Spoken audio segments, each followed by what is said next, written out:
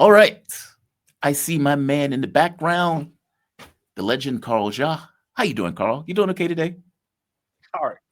I'm good, Jermar. How are you, sir? I'm doing okay. How you feel, man? You doing okay? Like you feel better? I know you I said you weren't feeling well. I'm doing a lot better than before. I think the last time I was in your show, you caught me on my last good moment, and right after, I think the day after was my birthday, and I've been sick ever since. 49 sucks. I don't recommend to anybody. You're 49? Just get stay at stay. Yeah, I'm 49. I'm 49. I've been sick since my birthday, so I want my 48 back. And I recommend Dude. people just skip 49, go straight to 50. Forget about 49. Just So I had go my to birthday 50. August 31st. I turned 48. Would you say you want your 48 back? Oh, I want all my 40, I want my 30 back. Or my 35 or whatever that number is. It's funny. Ted Raw was like, I don't advise getting old, man. And I was like, dude, too late. You should have told me that like 10, 15 years earlier. Yeah. Oh, yeah. I didn't realize we you were get to running. call me big brother, sir. You get Yeah, to call fair me big enough. brother. Fair enough. I want to be you when I grow up. Look, I know. I would tell you I have gotten sick every trip that I've taken, with the exception of coming here. And maybe it's because Indonesia has all of these like they don't really have it in the States, but they have like these like vitamin packs where it's like these vitamin C packs that you put in the water. And I was like down in these little bottles of vitamin C and stuff like that. And I got to be honest, I was drinking that stuff just as a drink. just because it was really good. I don't know if it was that where I was so fortified with vitamins, minerals from whatever the hell I was taking. Vitamins. Yeah. But usually I get sick every time I take a trip. Every trip, when I got to Albania, when I got to Malaysia, when I got to Indonesia, I had a cold every time. Never failed. So yeah, it's some being in that little tube flying through the sky, and you're stuck with all those strangers inhaling their fumes and farts, and the stuff just kind of gets on you. But I'm glad you're here, man. Not spring chickens anymore, sir. Yeah, there's that too, right? There's that too. But Carl, I'm glad you could join me. And just for the audience, Carl Jha, host of Silk and Steel podcasts focused on China, surrounding regions, and the history, culture, and politics. You can follow Carl on Twitter at Carl Jha. You can find his podcast on Twitter at Steel Silk In, and you can subscribe and support their podcast on patreon.com/Silk and Steel. Carl goes through the history of China, 5,000 effing years. That is an impressive task, Carl. I respect the hell out of that because it gives you a focus. Like, oftentimes when I do this show, I don't know what to talk about, especially when I think it's because when you're covering world news, there's so much of it. And then you have to figure out, okay, well, what do you want to talk about? Okay, I don't know. Like, it's hard to figure out, okay, what's important? What does the audience care about? If you can isolate it and say, I'm going to do World War we have II. Trump. We have President Trump. He's like a gift Yeah, that but keeps on giving. You can never be running out of ideas I get so with Trump sick of around. talking about him. And that's why I brought you on the show, right? Xi Jinping and Donald Trump has finally met. The big meeting, right? And Donald Trump was so braggadocious. He was talking all this trash. I don't even know if I'm going to meet Xi Jinping. I don't know if I'm going to meet him.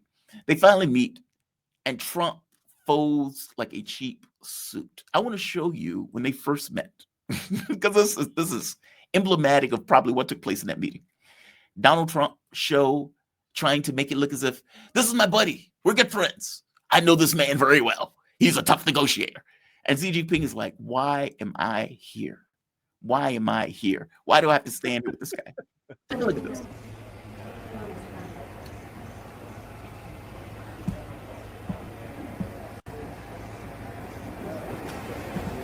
Mr. President, the President of the People's Republic of China. Good to meet you. Great pleasure to see you again. He's so not happy. To see you again. You family good behind me? Me too. And we're going to have a very successful meeting, I have no doubt. But he's a very tough negotiator. That's not good. He is not happy. He does not want to be there. He does not want to be shaking Donald Trump's hand. And yet he's there nonetheless with Donald Trump, acting as if this is my great buddy. This is my friend. I know this man very well. And I often wonder, why does Trump do that? Or like, I don't get it. He has missiles aimed at China. He's been trying to rally all of these other countries to attack China, or at the very least to be hostile towards China. He has military in Taiwan, which is China, as we speak. And he's having this conversation like, here's my buddy, my pal, my good friend. I know this man so well. And as I pointed out, Trump got nothing. Give me your analysis of what, let's say, unfolded in that meeting, at the very least, what we know ultimately took place. Well, first of all, Trump is a reality TV show host, so I mean that's all he knows. And now, I was wrong. Last time I was on the show, I said, Jamar, we can always count on Taco Tuesday.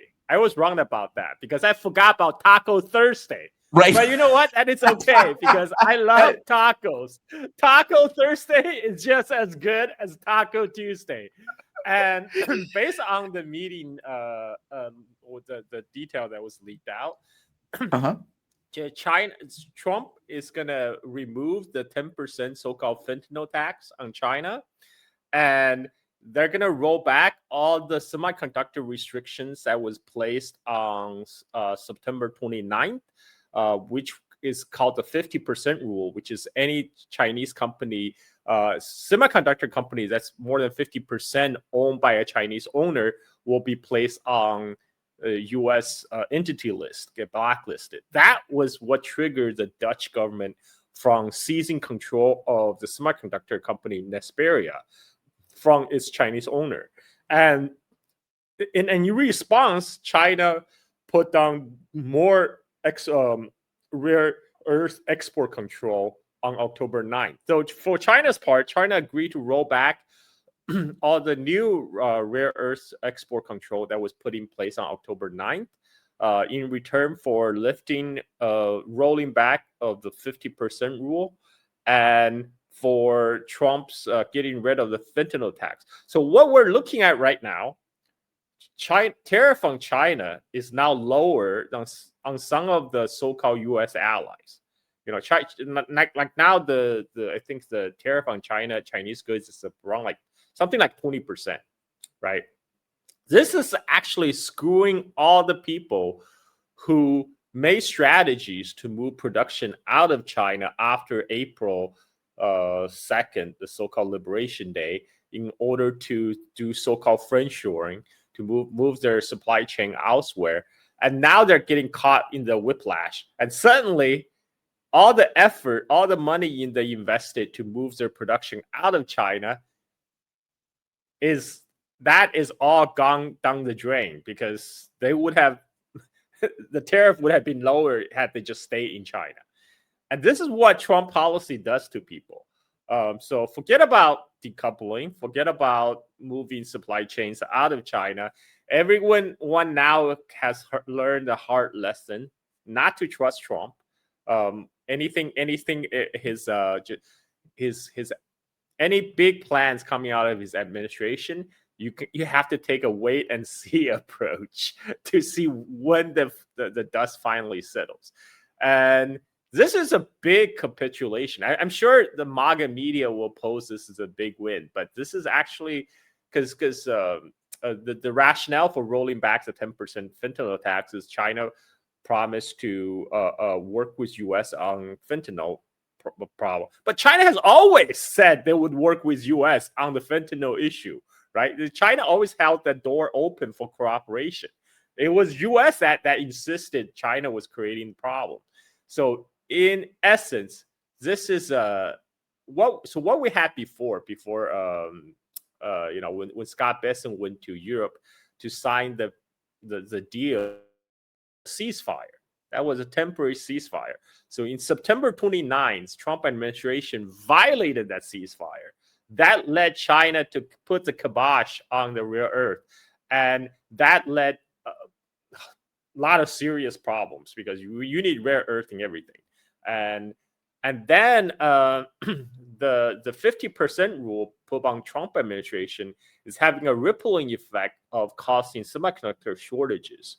Now, a lot of the automakers, from Japanese to Germans, they're all facing the real possibility of production being shut down because they couldn't get their access on semiconductor because of the U.S. semiconductor restriction on China, particularly that Dutch government seizing of Nesperia.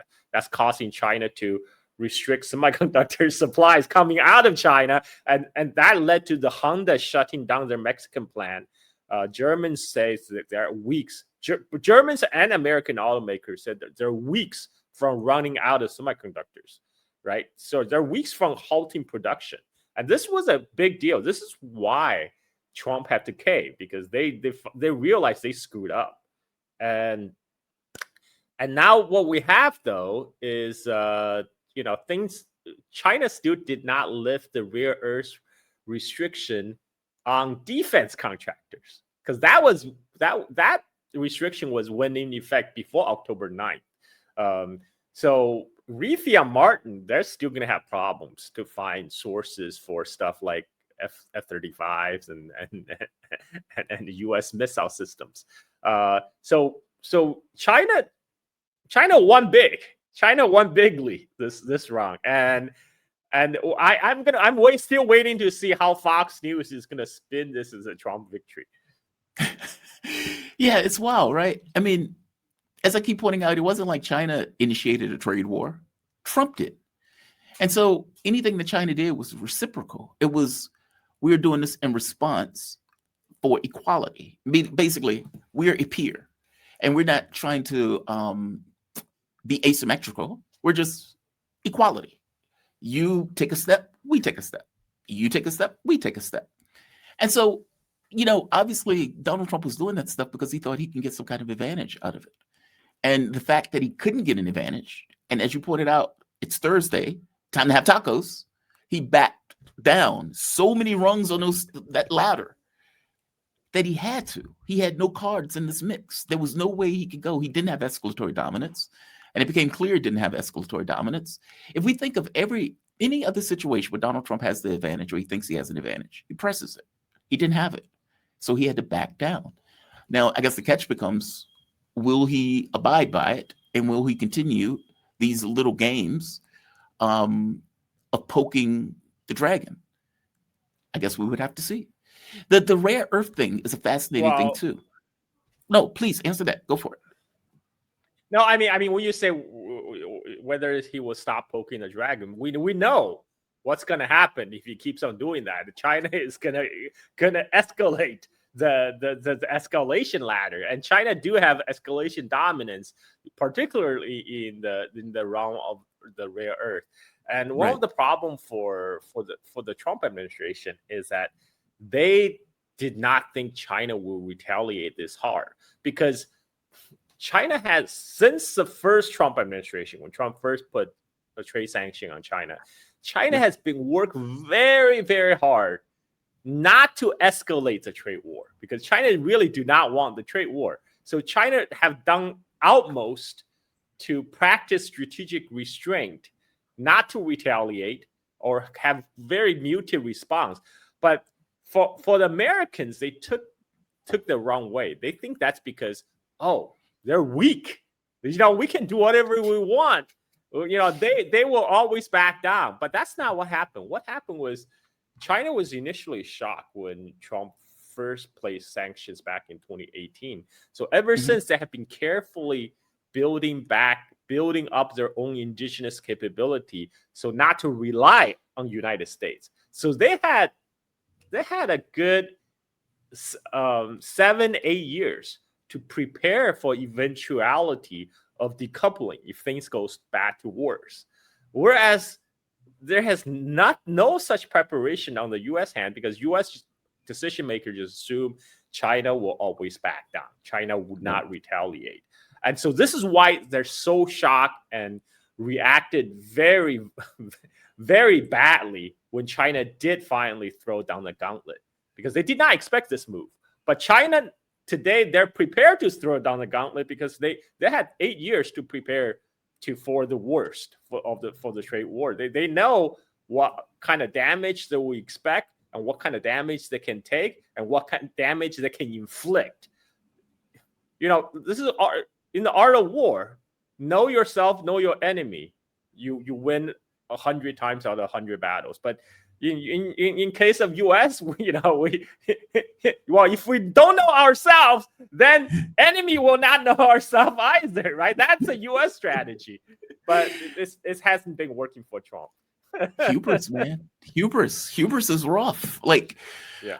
Arrogance and hubris. What is it? A book? In Three Body, he made this point of like, weakness is not a hedge to existence. Hubris and arrogance is.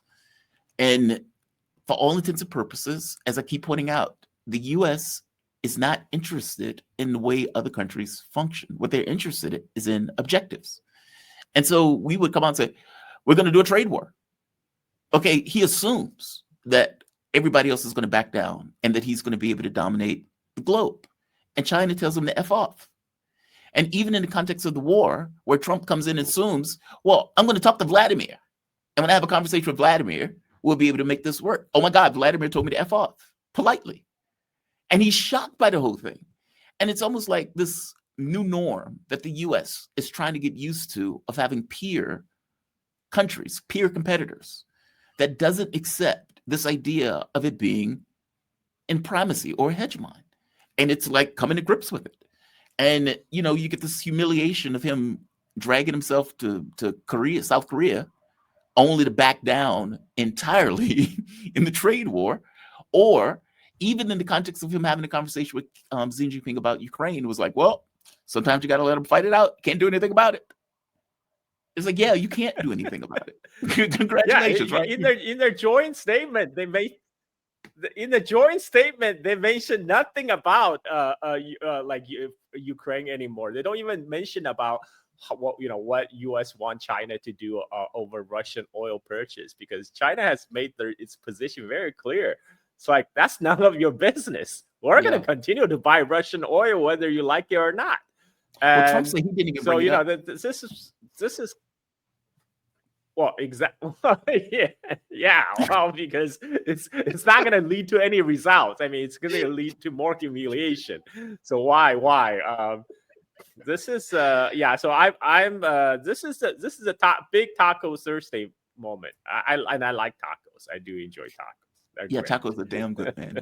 My boss once, he said, when we're covering the election for what is the name? It'll come to me in a moment. But we're covering the election in Mexico. And, he's one of those people that eats everything. I'm one of those people that are very, very choicy. We end up going to this random, I'm calling it a hole in the wall, but I don't mean hole in the wall as a negative. I love hole in the walls. So I'm saying that almost as a positive.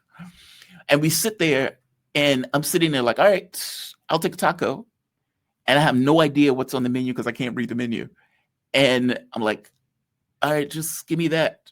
It's a taco, right? It should be good. It was damn good. I love tacos. So I agree with you. Tacos are fantastic. I'm curious on the rare earths thing.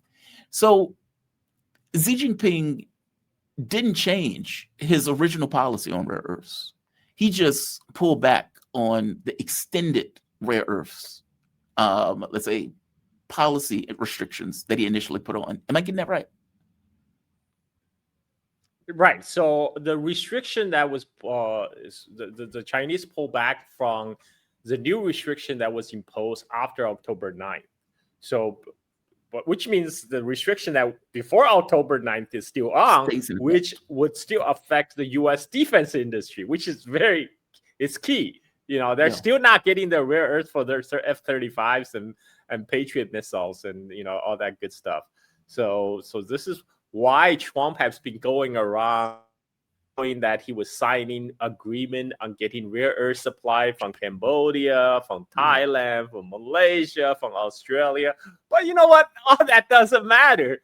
That's just taking the stuff, digging it out of earth. You still need to refine it. You still need to send it to China to refine it. That is the problem. All these rare earth supply agreement is just PR stuff. To fool his following. Oh, United States securing rare earth supplies. No. You still don't have the refining capability, and that's going to take years, decades to build. So U.S. military machine is still going to face that problem for a long, long time. And that's not changing. That policy is not going to change anytime soon. And not anytime soon, especially with the way the U.S. military, right leading up to the summit, they had conducted a big military naval exercise in South China Sea. That's where they lost that helicopter and the F-18 during the crash. Yes. They did this whole exercise to intimidate China in anticipation of the summit, and then it's like that meme. China just do nothing and win. And they they even announced that they're gonna fire some missiles, HIMARS missiles from the Philippines toward the disputed Scarborough Shoal. Really? But yes, that was leaked right before the South Korea summit. But that could be one of Trump's negotiation tactics. He always bluffs.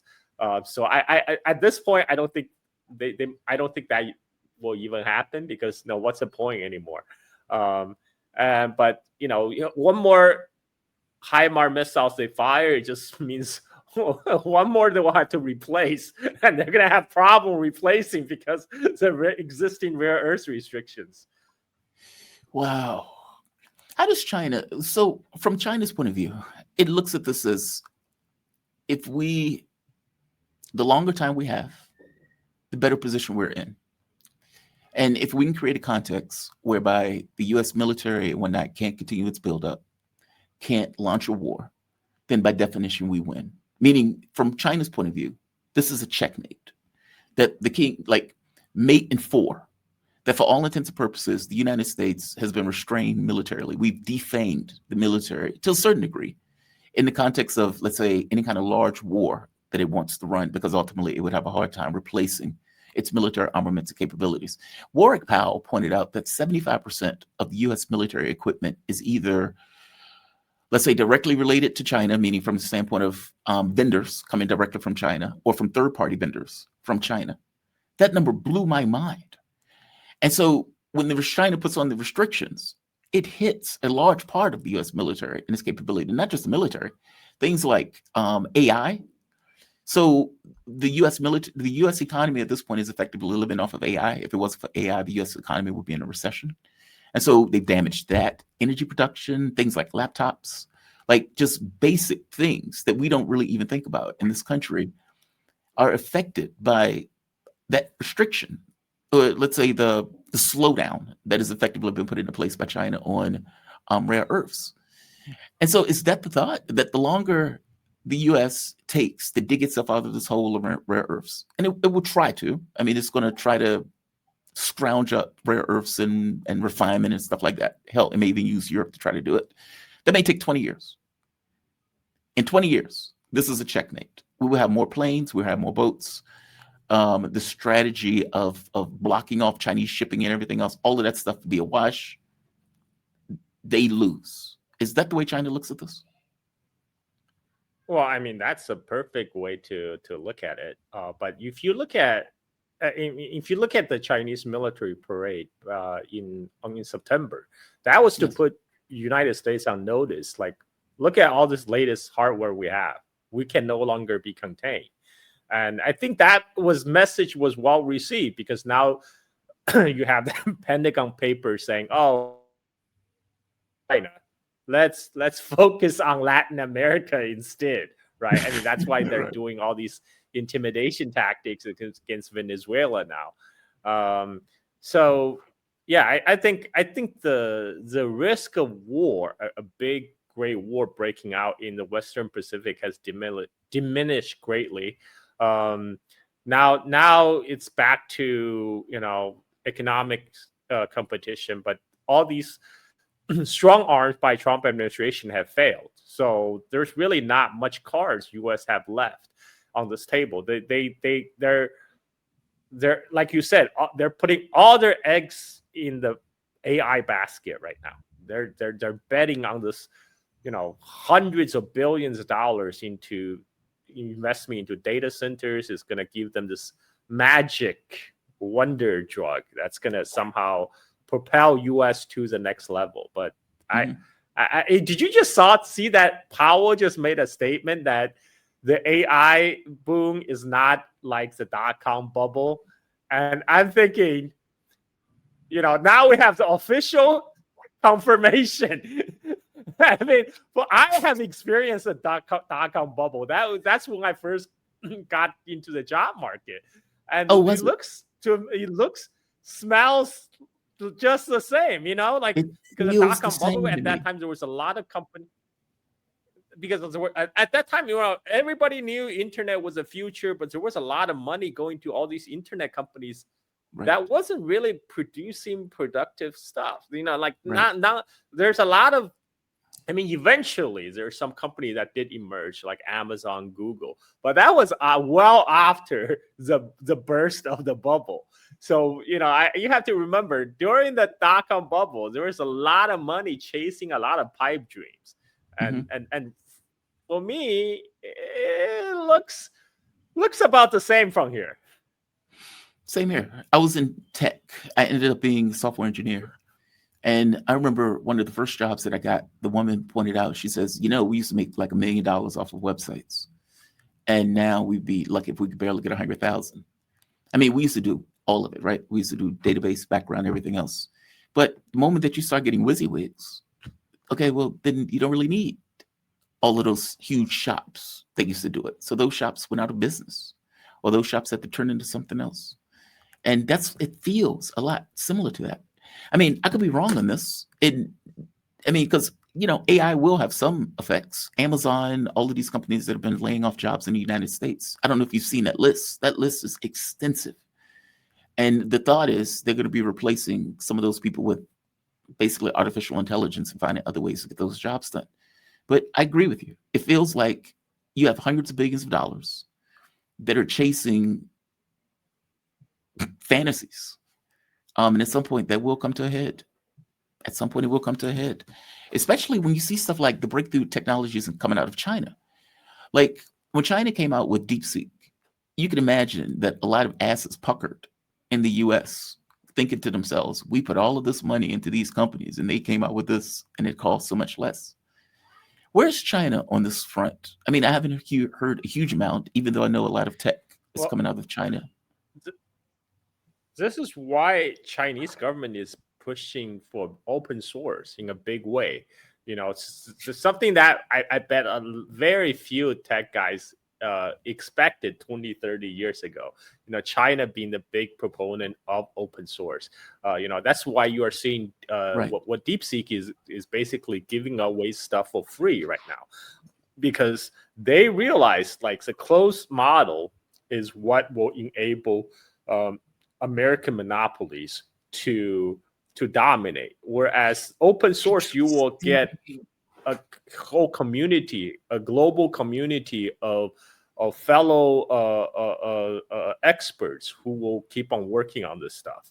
And this is what I just saw somebody tweeted. He said he was meeting with a expert from Global South who at an AI conference, and this AI expert said, thanks to Chinese companies like DeepSeek, now there cannot be a AI apartheid.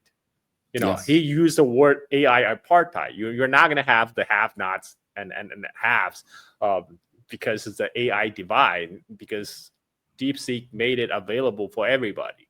And that is huge. That is important.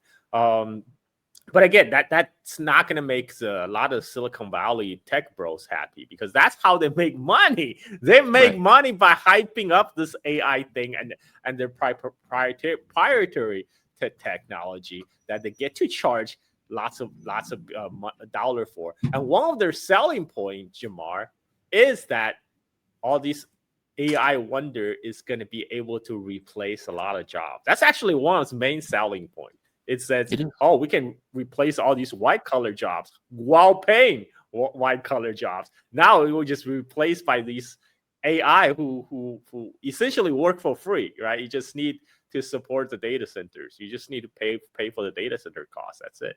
And they can work 24/7. They don't need to take a vacation. They never get sick. They never complain. And you know, the end goal is like Matrix, right? Like you know, they have these a few tech lords in Silicon Valley control the whole world through their AI machines. But I don't know. I think I don't think that world will come up to pass. Yeah, I'm fairly confident in that. Well, it sounds like China is doing this in order to undercut what the U.S. is trying to do in regards to, I like the term AI apartheid. Like, we privatize it, we own it, we use it almost as this kind of in war fighting and everything else. And China's like, well, hey, if we have it as an open source, then people may go to the open source. Like, for example, Google, like Google Docs. Do you really need Microsoft Word if you have Google Docs? Not really. And so it kind of kills your competition in that sense. And the competition in this case is not among companies, it's among nations. It's a fascinating development that China is effectively doing with this, not to mention it's the benefit of allowing everywhere else around the globe to participate in this new technological field. So no, that's you're absolutely right.